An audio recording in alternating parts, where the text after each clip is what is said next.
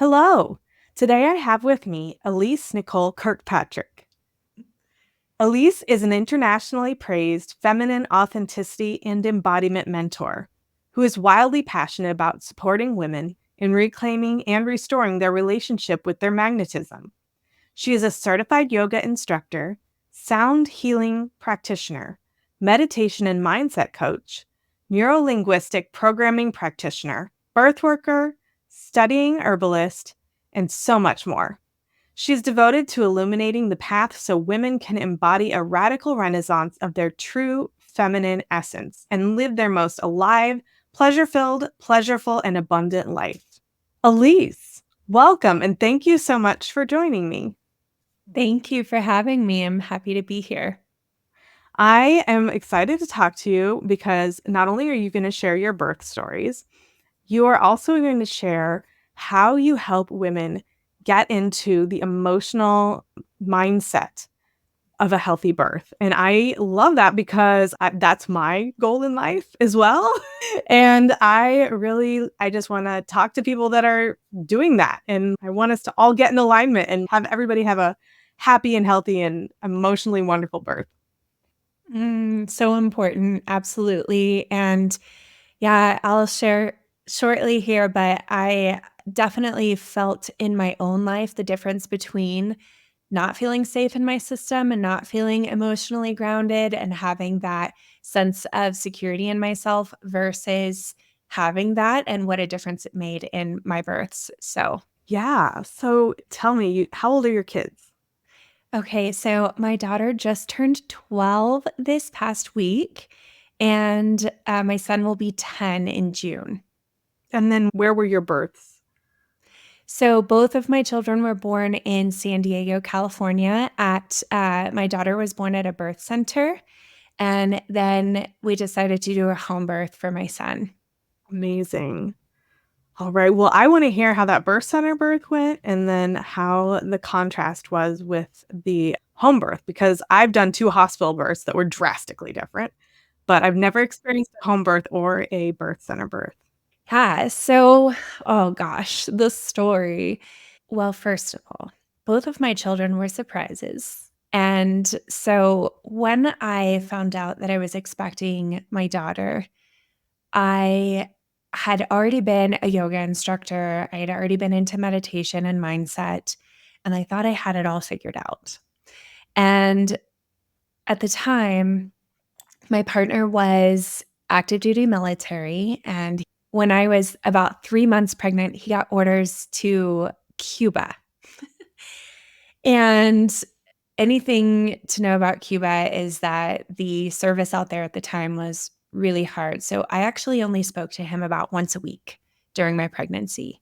And I was by myself in San Diego, and I had a great community in yoga, and I surfed and was kind of a beach girl and an artist, and so I had a great community, but I was searching everywhere for the classes and how to learn what birth is going to be like because I honestly had no idea and I had never even thought about it.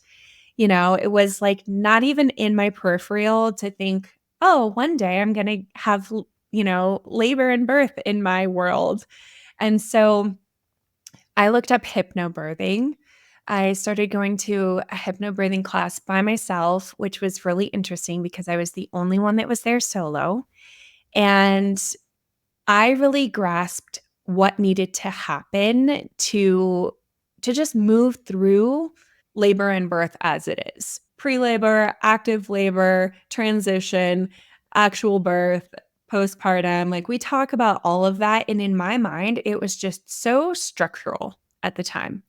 And so the closer I got to my estimated due date, which I like to say is like your estimated due month as a birth worker now, I really felt like I was ready. In my mind, I was watching all of these beautiful births online, watching all the hypnobirths and listening to the recordings. And I felt ready and I wanted nobody in the room except for myself, my partner, my midwife, and they have a CNA that's in the room there at the birth center. Wonderful birth center. And I absolutely loved everybody who worked there, except I did not connect with one of the midwives. And I just prayed and prayed and prayed, like, please don't let it be her on my day that I have to go in. And I ended up going into labor. We were renovating our house, as most moms decide to do right before you have a baby. And I went into early labor, and we had our playlist going and everything was good to go. And I don't know exactly when it happened, but I just remember it was probably like 3 in the morning. And I hit a point where I was like, whoa, this is really hard. And this is not what I thought it would feel like. This is not what hypnobirthing told me it would feel like. And I was like, I'm in transition. Absolutely. We need to go. Well, they told me not to come in. They were like, nope, just stay at home. They kind of listened to me over the phone and were like, no, you need to stay at home and just keep laboring at home. So that actually put me into, I believe, fight or flight in that moment, because in my mind, in my body, I did not feel safe because I felt like she was coming because of how close together my surges were, how intense they were, how long they were, how much I was feeling, how emotional I was. And it actually kind of stalled my labor. And we kind of, through the day, kept laboring. The sun was out now. I was not happy about it. And we got into about 3:30 or 4. The midwife called again and to check in on me. And she's like, okay, you can come now. Well, we lived in North County, San Diego, and the birth center is down in San Diego proper, which is about a 50-minute drive. And she told us to come in when it was peak afternoon traffic, what we like to call the San Diego gridlock. So I, not a happy camper, obviously. I was like already ready to be there a while ago. I was not connected to my baby, not connected to my body. I just wanted to feel safe in, the presence of a midwife, the presence of the birth center, the people who work there. And so we pull up after a very long, bumpy ride.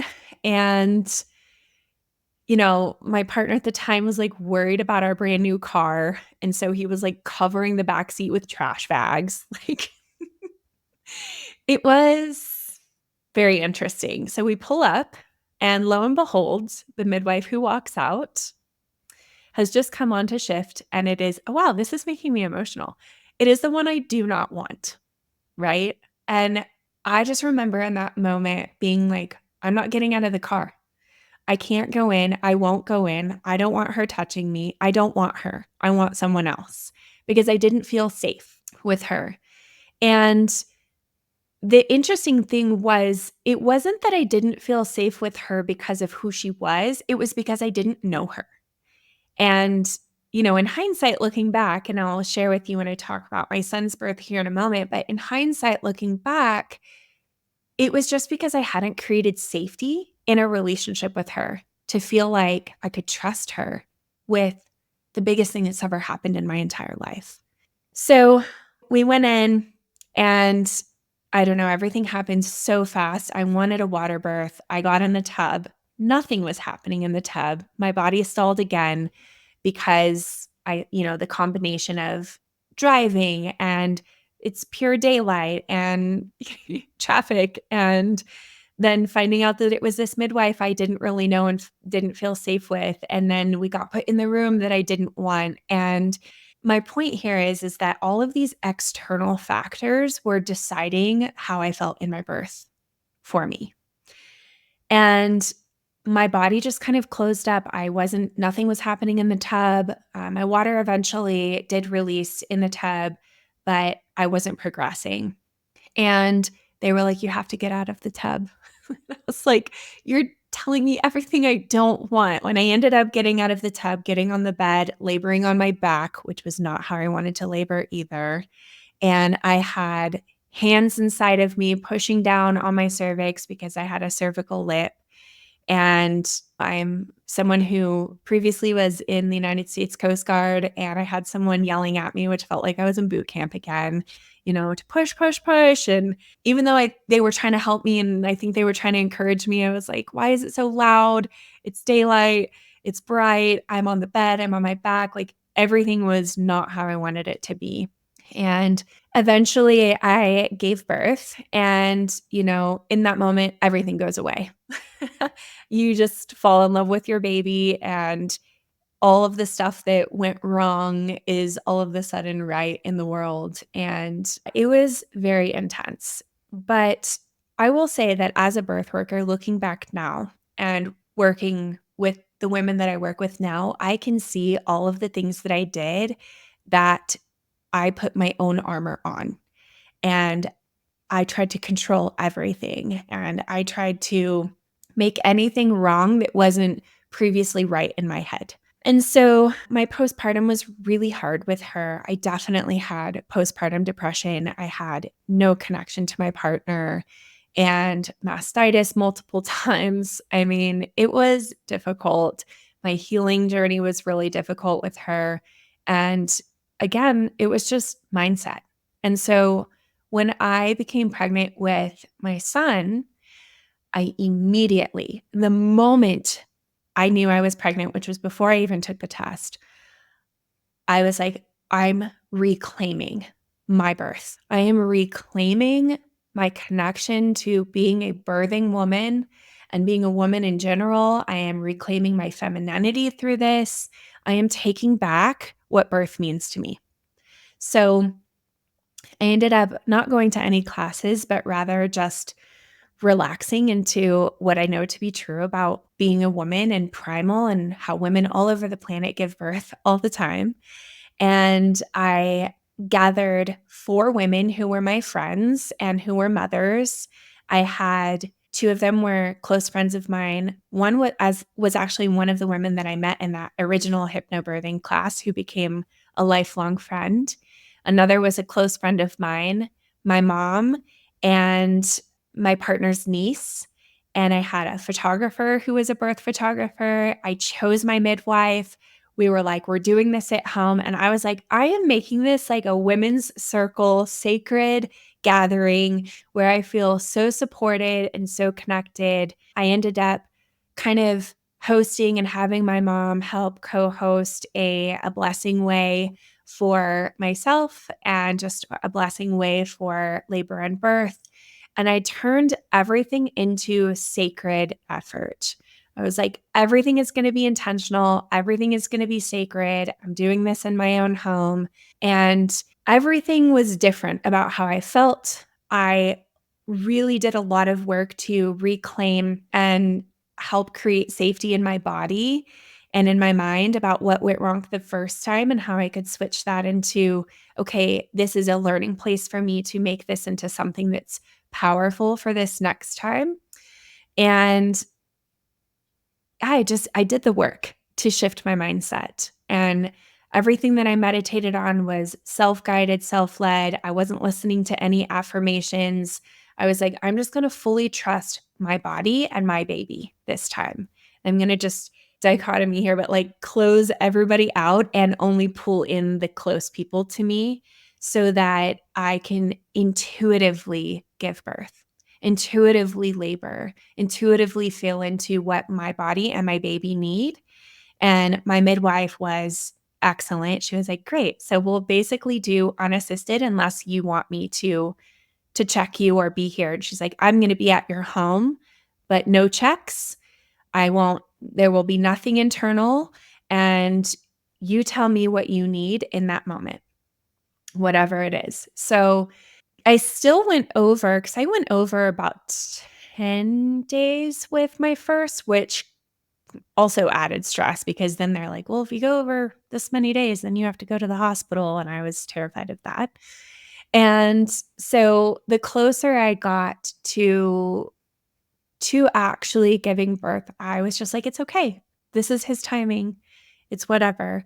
And the first start of pre-labor, I was like, wow, this is really easy. And things were good.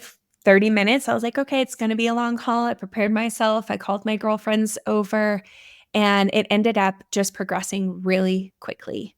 And honestly, it's because I was having a dance party. We were like laughing, making beautiful little mocktails and eating food and listening to good music and creating art. And I just was kind of having like a little party in my living room with my girlfriends. And my partner was there too, just supporting it all. They blew up the birth pool in our living room. And I remember it going from like, I've been in labor for an hour to I am in active labor. These surges are on top of each other. I'm going to throw up. But I had, my mom's a Reiki practitioner, and I had all these women who were just, one was a massage therapist, another one is a coach, and they all had their hands on me, playing with my hair, massaging my body. I got into a rhythm. They helped me get into this rhythm of like anytime a surge came on, I kind of leaned over my bed and just rocked side to side. I had more candles than you could imagine in our house, playlists going. I had these like twinkle galaxy lights on the ceiling. It was beautiful. And before I knew it, I was ready. I was like, I can feel him. Like his head was crowning, and I was like, wait, this has only been like 3 hours. And the first labor, by the way, was 16 and a half hours, 4 hours of pushing. I didn't share that. And this time I was like, wow, okay. So I was ready to get in the water.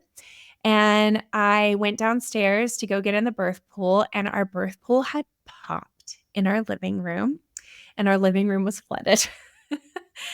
And I honestly, my state of mind was so anchored and grounded and calm that I just turned around and was like, it's cool. Can you fill up the bathtub for me? Like, so calm. And all my girlfriends just carried all of my candles upstairs to the bathroom and filled the bathroom with, the music and the candles. And I just got in the bathtub and pushed 2 times, and my son was born in call. And my water never broke. And when he came out, he had what's called a veil.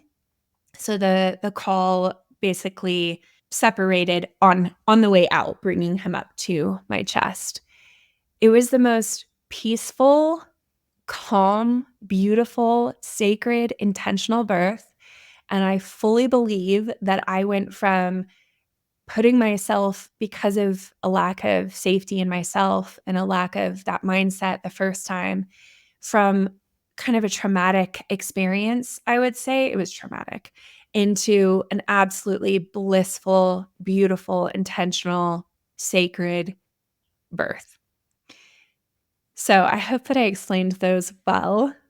Those are the differences between my 2 births. Yeah, I feel I can really relate. And like I said, I had 2 hospital births, but it was the same situation. It was like, so I've been a nurse ever since, my first was born, and I worked in both hospitals where my kids were born, and the first time was traumatic. Same things happened that happened the second time, but the second time wasn't traumatic. And it's for the same reasons. I chose my nurse. I chose my doctor. I chose the day. I chose the time. I chose my plan. And when things went off course the same way that they did with my first, I trusted those that were with me to keep me and my baby safe. And I also trusted my intuition. If I felt unsafe enough, that I would be heard if I wanted to tap out and say, let's try this a different way. And it really is creating that safety that makes the difference between a traumatic birth and a blissful birth, essentially. Mm-hmm. Another point that I realized the other day was that the safety that I was able to create with my second birth was evidenced by the fact that with my first, you can see pictures of me and I was just in shock. So was my daughter. She was stunned when she was born and had to go over to the NICU team that was at the warmer. With my second, my son was crying and I was also crying. And it was that release of relief and the blissfulness of holding a crying child, holding this baby that is so alive, versus the other birth where I was like, please make her alive. Mm. I just think that all of that, now there are things you can't control necessarily, but you can still control your mindset. And I think that's what I want. That's the lesson that I want to impart to everyone that's giving birth, that even when things kind of go out of alignment, you can get back into alignment, and you coach that. Yes. So, how did you Yeah, get into that? And how do you do that? Yeah. So, and to your point, I just want to reflect back on what you said, where with your first birth, your baby was whisked away and wasn't crying and needed support. And with your second baby, there was life there with crying and tears and everything. So, my experience was actually the opposite, where my daughter was like screaming, crying, and I was also crying the first time. And they did a lot of checks on her and stuff right then and there. But I feel in that moment, hearing her cry actually elevated my anxiousness because of how the birth had transpired. Whereas with my son, he actually did not cry. And it was so peaceful and so calm that in our birth video, and I would be happy to share the link for your listeners to watch the birth of my son. And you'll hear my midwife be like, "Okay, let's take a breath. Come on," and she's trying to get him to breathe because he was born so peacefully. He actually didn't take his first breath for almost 2 minutes. Oh my goodness. And which is a long time, but I didn't even realize it. Like, I was not worried. I was not stressed. I was just like, "Oh my gosh, I just did that. That was so beautiful. And you're so small." And like, whereas with my daughter, it felt like I gave birth to like 10 bowling balls. Yeah. Everybody has a different experience. And to that point, it's like, where's your mindset and how are you trusting? Right. And so, to answer your question about my work, I am, as you said, a feminine authenticity mentor and really an embodiment mentor as well. And what that means is helping women to tap back into their natural feminine essence and also to be in the embodiment piece, which is allowing all that your intuitive wisdom that lives within you to live in your soma, in your cells, deep in your body, so that it is not only a truth to exterior you, but a truth on a deep womb level, where this is what you know as your identity. And one of the things that I find with a lot of my clients in my work, and also my clients in my birth work, because I do both, is that we have been so programmed and so conditioned to be in our masculine all the time. And the masculine is productivity and assertiveness and get things done and provide and, action oriented all the time. And there's a lot of like protection there and masculine essence. And when we look at the feminine, we're looking at softening and being adaptable and being empathic and intuitive and being in the flow and being receptive and being in surrender. And these are the feminine aspects. That's not to mean that a woman cannot be fierce. Being fierce is also feminine, right? And we do have to reclaim that fierceness in birth time and time again, in labor time and time again, to encourage ourselves that we are such warrioresses in that moment. But what I find is that a lot of times when we move into labor and birth and even our pregnancies, our minds go to masculine versus going to the feminine. And the feminine is where we are served best. So, my supporting in women really comes from this place of I really want women to know that they are safe to surrender, safe to relax, safe to create spaciousness and be adaptable and be in this space of flow, really, whether that is in business or in life, in relationships, or in pregnancy, labor, birth, postpartum, and motherhood, all the chapters. And so previously, I was a yoga instructor, and I basically started to see myself coaching women outside of the class of yoga. And I really started to fall in love with seeing transformation and seeing women really reclaim their essence and have a restoration of that truest identity that lives within them. And so my work moved from being a yoga instructor into the coaching world. And then I would say that when my son was about 16 months old, I had a friend who became pregnant, and I wanted nothing more than to support her. And I know that through, like I said, with his birth, my son's birth, I had kind of 4 or 5 doulas in the space with me, women that have already given birth or they're familiar with the birth space by being a photographer or a filmmaker or, midwife, whatever. And I realized the importance of understanding labor and birth and how that can be so supportive for women. And so I went and did my doula training and became a doula so that I could support her and other women.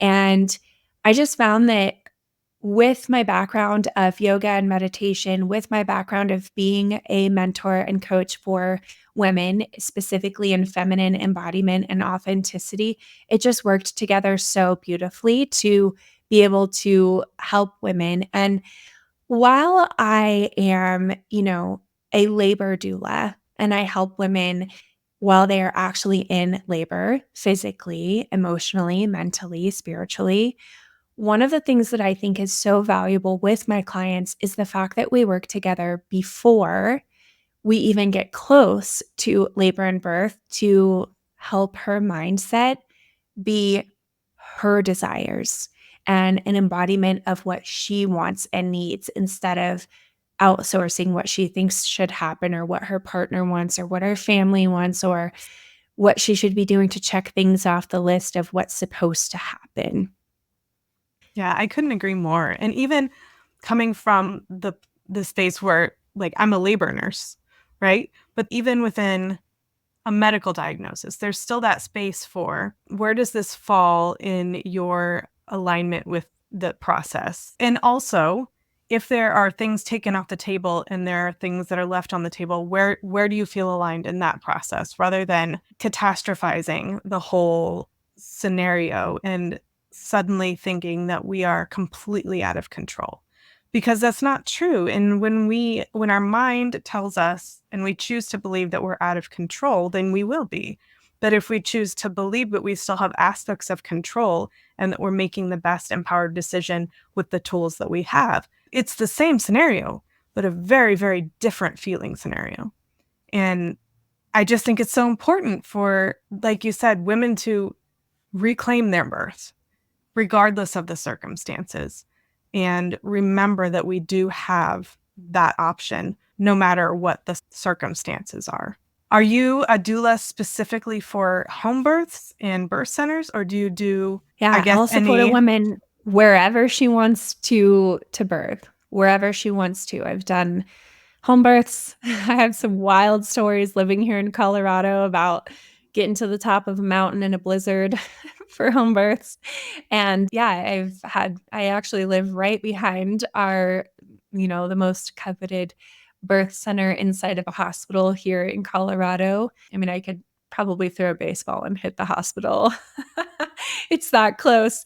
And I've definitely been able to peek into my living room while I'm supporting a mama at the hospital. And I also live only about 2 miles away from our birth center here in Colorado Springs. And so I'm really available for wherever. And I think the biggest piece is I'm not here to tell a woman how or where to give birth. I'm here to support her to dig deep into intuitively what feels most safe for her. Yeah, I think that's so important because you know what feels best to you. It's just a matter of, not denying that. And I think what you're saying about the masculine energy, I think that is so spot on, where we are just taught to deny our feminine energy, deny our intuition, and push it aside and devalue it and pretend that it doesn't exist, and just follow the masculine energy, no matter how incongruent it feels in that particular scenario, and getting back in touch with what feels good and right and safe for you is what is going to serve you well. I feel like you did such a great job of explaining. I don't know if I have any other questions for you. Was there anything that we didn't talk about that you wanted to touch on?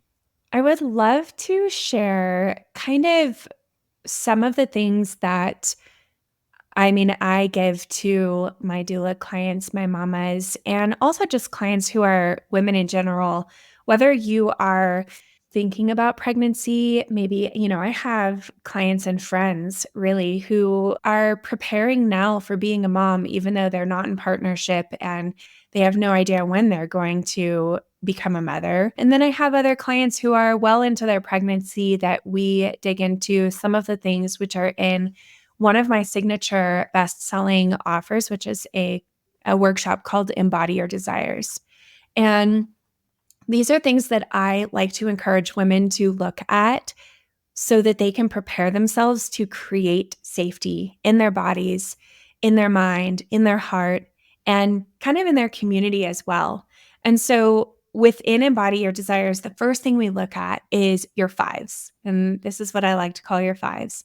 And we're going to take kind of a mama, for example. Let's just say a mom who's in early motherhood, right? Maybe you have a new baby who is between 0 and 2 years old, okay? Which I think is still new, fresh, even though you might be in toddler stages. And so looking at your community, and when we talk about fives, and I use the word community, I mean everything that you bring together in unity, everything that comes together in unity to create community that you are cultivating around you.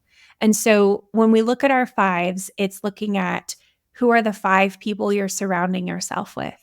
What are the 5 pieces of information that you are taking in on the regular?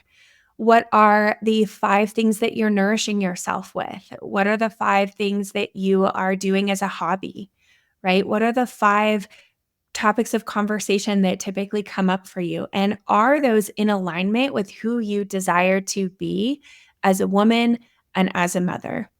Because when we look at, let's just say, our 5 people that we surround ourselves with, whether you're about to step into your pregnancy or birth or motherhood, if you look at the 5 people you're surrounding yourself with and you realize that those people are not supportive of what you desire, they are not holding the same vision with you, maybe they have a lot of fear tactics in their conversation with you, possibly they are people who gossip often, or they are flaky in their relationship with you, or whatever it is, something that is not supporting you and feeling the way you desire to feel, well, that's in your control to change the people you surround yourself with.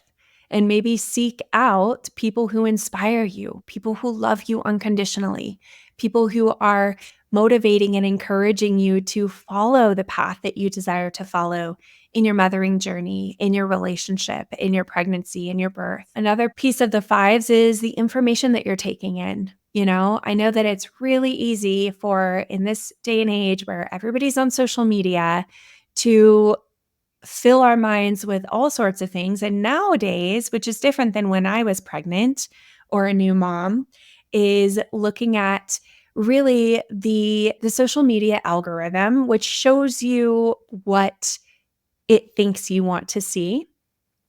You'll look at one video that maybe is not in alignment, but if it caught your attention and you watched it long enough, now the algorithm's going to give you more of that. And so you get to control what you see and what you're taking in by, okay, what TV shows am I watching? How are they portraying birth? Like, I'll give you an example. Your girl loves me some Bridgerton. I love Bridgerton, okay? I am a timepiece fanatic. And when I watched, if you haven't seen it, I won't give any names, but when I watched specific characters give birth, it is your typical Hollywood birth. They are screaming, they are yelling, they are in pain, they are being yelled at to push, push, push. Maybe baby's not healthy, maybe mama passes away. I mean, it's like the worst thing that we could do to watch that when we're preparing ourselves for labor and birth. Or maybe if we're watching a show or listening to an audiobook where there's a mother who's in a really tough motherhood journey or something, and there's all sorts of trauma and whatever, abuse and whatever. Well, if you're listening to that, you're choosing to have that as one of your 5 top sources of information. And that is, it's the simple saying, you are who you hang around. You are what you hang around. And so when you're looking at embodying the woman you desire to be in pregnancy, in labor, in birth, in motherhood, you have to ask yourself, how have I positioned myself? Who am I surrounding myself with? What am I surrounding myself with that is influencing how I view, how I receive information, how I embody whatever it is that I desire? And furthermore, inside of Embody Your Desires Accelerator Workshop, we do a circle. And this is really great for every aspect of life as a woman, but you can specifically use this in pregnancy, in labor, in birth, in motherhood, in friendships, in relationships, in your intimate relationships, in your career, where you draw a circle. And on the inside of the circle is everything that you desire to embody, all of the things that you're okay with, everything that's inside your realm of safety for yourself. So that might be nourishing relationships. That might be, gentle mothering with firm boundaries. That might be my friendships feel reciprocal. And, I feel like my cup is overflowing. I feel like I am poured into just as much as I pour out to others. And on the outside of that circle, you can write everything that's not okay, And if you are someone who is in your stage of pregnancy and you're getting closer to labor and birth, there are some things, like Kelly had said, that are out of your control. But there are things that are in your control. Like, I can ask for this. This is not allowed. Loud voices will not be allowed in my labor room. Lights really bright will not be allowed in my labor room, right? If I do have to do XYZ, then this is what's not allowed. This is what I'm okay with. And this is what I like to say is knowing thyself. Know your identity, know who you desire to be, know what you want. Because when you're sure of those things, then you are sure of what you don't want. And you can feel safe within your own soma, in your own body, your cells, to say yes to adaptation when something comes up to you versus like, I don't know what I want, so I actually am just going to shut down right now.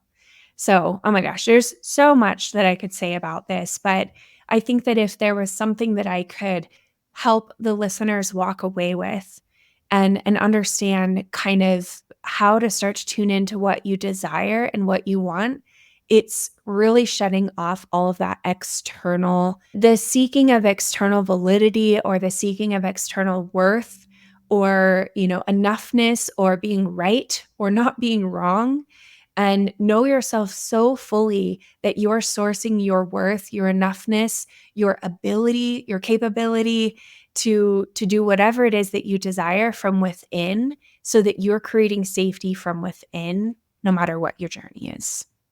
Yeah. I had this vision when you were saying you can't change your circumstances, but you can choose your options within the circumstance. And I just had this vision of like a river. A river would never just shut down. If you're flowing, right? If you're going with your flow, if you're going with your own natural vibration and frequency, you're not shutting down. You're just changing course when there's an obstacle. A river won't shut down. It will just change course. It will go around the rock. It will create its own path, given the circumstances. And that's what we are called to do as women in life, in birth, in all of those things. Our job is to continue our flow so that we can have that impact on the world. And I love how your program embodies that. And I just think that that's such an amazing lesson. Yeah, I love the river as symbolism. And, one of the things that I actually say inside of Embody Your Desires, which is self-paced, by the way, so anybody can grab it. I'd be happy to give you a link so that your listeners can have 50% off. Oh, And amazing. one of the things that I say inside of the Embody Your Desires immersion, which is an 11-week immersion that comes after the 3-day workshop, is that when you create safety for yourself, you are resourcing from a place of safety, knowing that the banks of the river are something you created.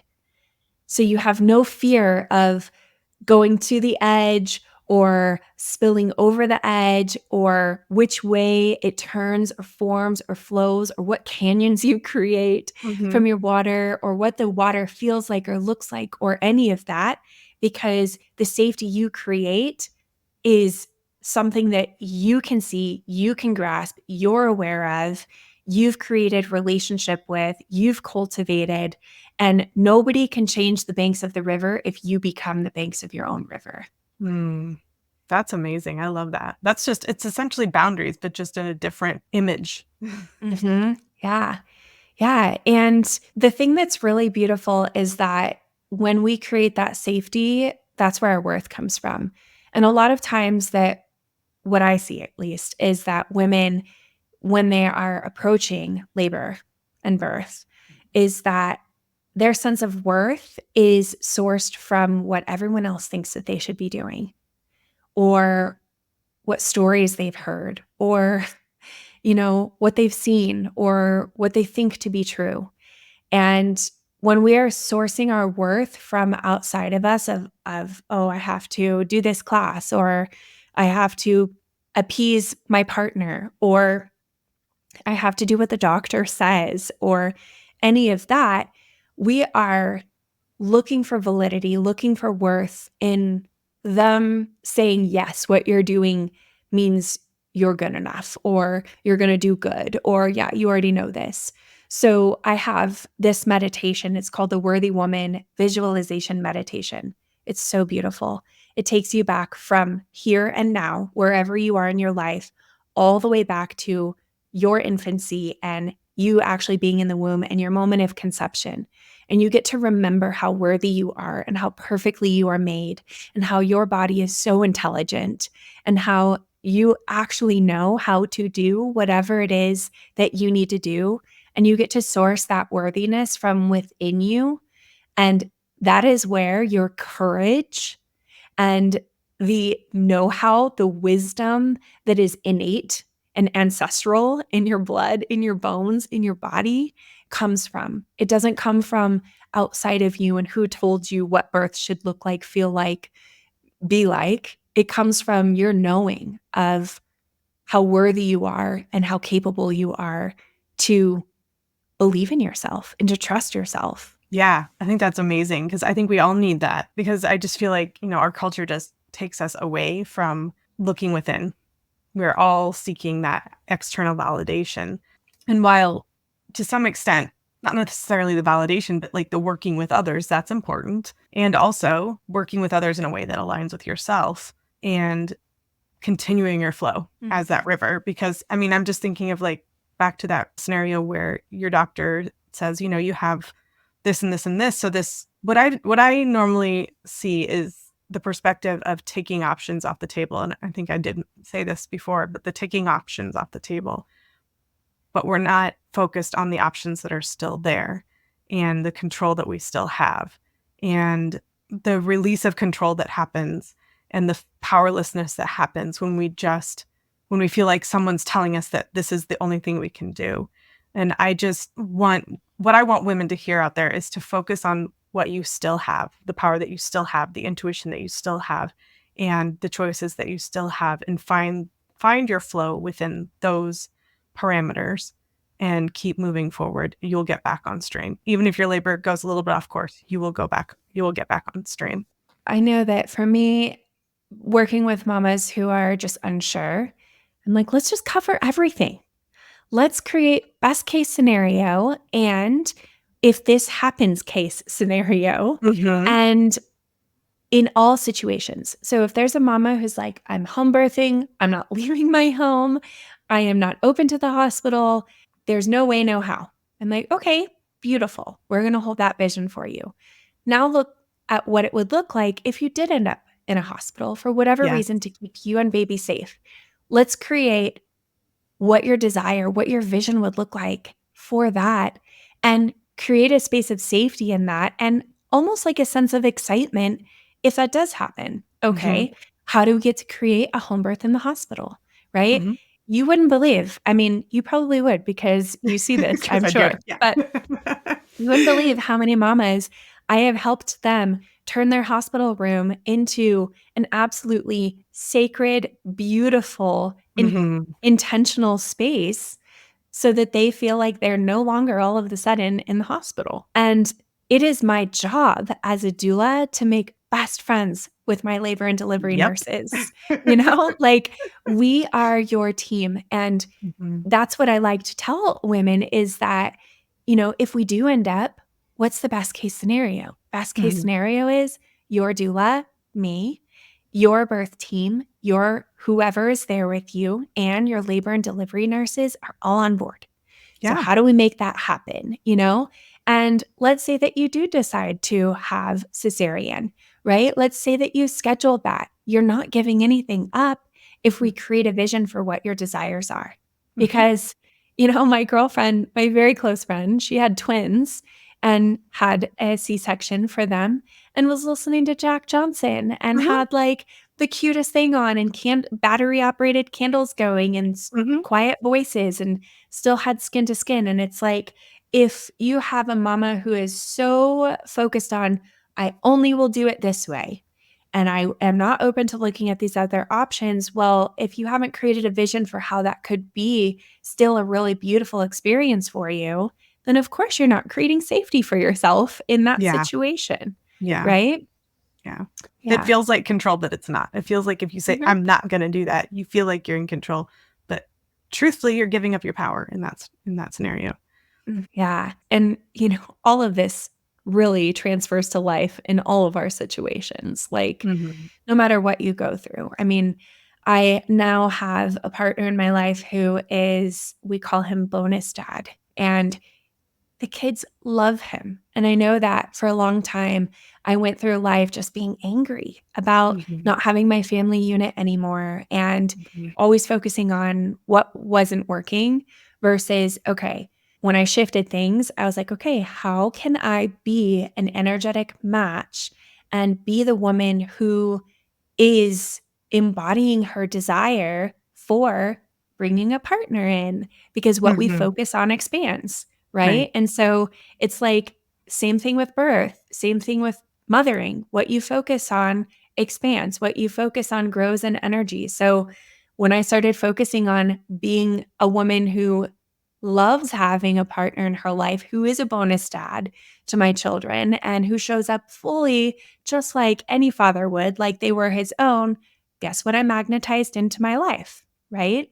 Instead of focusing on what wasn't working. And so, yeah, it's just, attention flows where intention goes. That's what I like to say. Yep. Well, Elise, the one question that I haven't asked you, and I think you've kind of answered it, but I want to give you the opportunity to really dig deep if you want to.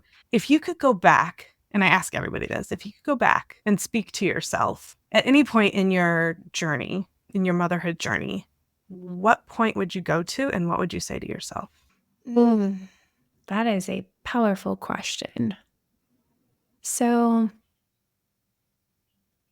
I think looking back, the hardest point in my motherhood journey was when I thought I was losing my family unit, going through separation and becoming a single mom. And that's actually where I started to source all of this worthiness work. That's where it was born out of, right? Because what I didn't share with you here is that I had a lot of anxiety and panic attacks and stuff when that was happening. And back then, if I could go back and tell me, something, I would say, know yourself. Get clear with who you are and what you desire, because that way you'll know where to focus and you'll be able to be super present with your children, super present with your family. No matter what the outside circumstances are, you know that you always have that love within you for yourself, for your vision of who you desire to be, the kind of mother you desire to be. And that's like the elixir for being a mama, is knowing who you desire to be. And then from that place, you can act intentionally as if you are that mom now. And then that closes the gap. So I think I had a long time there where I lost myself. And looking back, I was absolutely an incredible mother. But I felt in that time that I had lost that like sweet, gentle, playful mama that I had always been. Mm-hmm. But had I just had someone just whisper into my ear, just recalibrate, Mm-hmm. know yourself, restore, have a renaissance of who you desire to be, I probably would have been able to pull myself out of that a lot sooner. Yeah, it's strange because I was listening to Abraham Hicks right before I came on with you, and the part that I was listening to was saying on the other side of the problem is the solution. And when we're focusing on the problem, we're dwelling within the problem. And if we just recalibrate, like you said, and go on the other side of that peak, in the valley on the other side of that peak is the solution.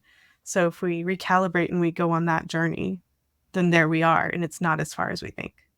Mm-hmm. So I just think it's so aligned that was exactly what I was listening to right before I came on with you. So that's, I think, the message that we have to send to our listeners today. And that's why we're here. It's to recalibrate and remember that the other side of the problem is a solution, and that you have it within yourself. And that's the only place you have to look. Yeah. Yeah. I do believe in really allowing ourselves to be held in the divine's love, in the love that surrounds us, in knowing that we are here for a reason, each and every one of us. And we have to remember, just like our babies are absolute miracles, and it's a miracle that they have been chosen to be here at this time on this planet, so are we. Mm-hmm. Yeah. Well, Elise, thank you so much for such an insightful interview. That was a pure joy, and I'm so glad that you reached out and we were able to find a time to connect. Yeah, thank you for having me so much. I absolutely love what you're doing in the world. It's so important, and yeah, I do hope that your listeners can take something away from this and it lands in their hearts for sure. Yeah. Well, and I agree. You're doing some powerful work in the world as well. So thank you for joining me.